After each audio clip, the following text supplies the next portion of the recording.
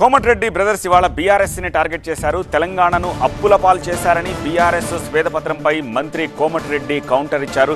Project నిర్మాణాల్లో అవినీతి జరిగిందని, అవినీతిపై తప్పకుండా విచారణ జరిపిస్తామని అన్నారు. ఎంపీ సీట్లలో కూడా కాంగ్రెస్దే విజయమని, 6 గ్యారంటీలను ఖచ్చితంగా అమలు చేస్తామన్నారు కోమటిరెడ్డి వెంకటరెడ్డి. అవినీతికి పాల్పడిన వాళ్లు జైలుకి వెళ్లడం ఖాయమంటున్నారు మంత్రి కోమటిరెడ్డి వెంకటరెడ్డి. మరింత సమాచారం మా సీనియర్ కరెస్పాండెంట్ రేవన్ అందిస్తారు.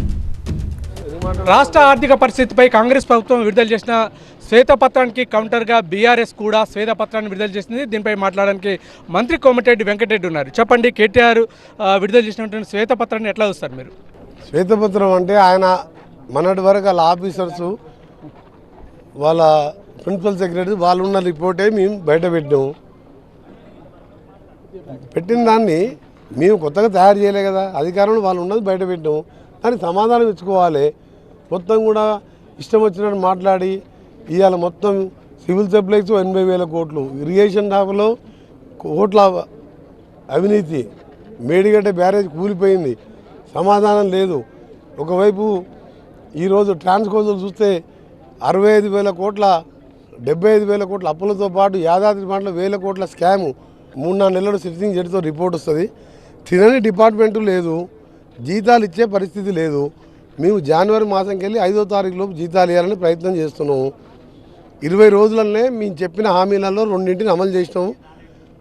అది ఇవాళ దాదాపు 1,10,00,000 మంది ఈ 20 రోజులనే 17 రోజులనే రోజు 10 కోట్ల రూపాయల నష్టంతో ఇవాళ ఆర్టీసీ ఇప్పటికే 9వ తారీఖు మొదలు పెడితే ఇప్పటికీ 250 కోట్ల నష్టంలో ఉన్నది.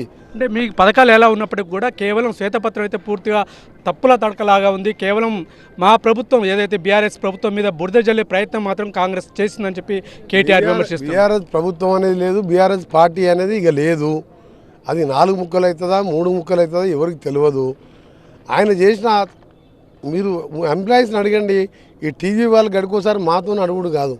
మా ప్రభుత్వం ఏం చేస్తుందో 2 రోజులను 2 హామీలు చేసినాం. డిసెంబర్లో కొన్ని స్టార్ట్ చేస్తున్నాం, జనవరిలో స్టార్ట్ చేస్తున్నాం.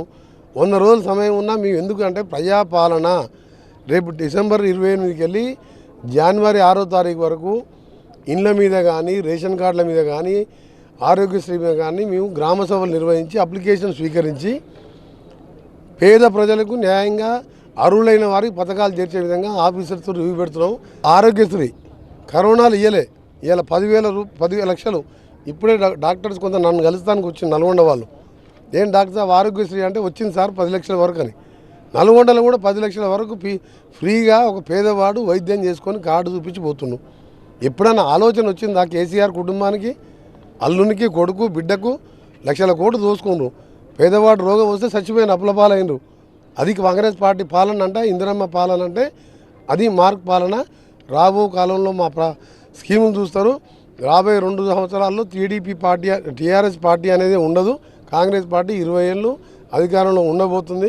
మీరు రాసి పెట్టుకోండి. అంటే చెప్పండి, బీఆర్ఎస్ అయితే బీఆర్ఎస్ నేతలు చెప్తున్నారు వచ్చే పార్లమెంట్ ఎన్నికల్లో కూడా అంటే బీఆర్ఎస్ అధిక సీట్లు సాధిస్తుందని చెప్పి కేటీఆర్ చెప్తున్నారు.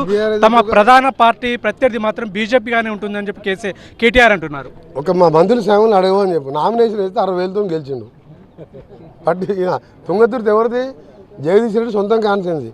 మందుల సేవలకు నేను టికెట్ ఇప్పించిన, నామినేషన్ వేస్తే 60,000తో గెలిచిండు. జగదీష్ రెడ్డి 3,000తో గెలిచిండు. నువ్వు అడిగే ప్రశ్న మందుల సేవలు అడుగు ఆయన చెప్తాడు, నా స్థాయి కాదు. మొత్తం మీద కాంగ్రెస్ పార్టీ అన్ని పథకాలను కూడా అమలు చేస్తూ పేదవాడికి అన్ని పథకాలను అంటే అమలయ్యే విధంగా చర్యలు తీసుకుంటుందని చెప్పి కోమటిరెడ్డి వెంకటరెడ్డి చెప్తున్నారు. వచ్చే ఎన్నికల్లో బీఆర్ఎస్ పార్టీ కనుమరుగవుతుందన్న ధీమాను మాత్రం ఆయన వ్యక్తం చేస్తున్నారు. Camera person కుశల్తో Revan, TV9 Nalgonda.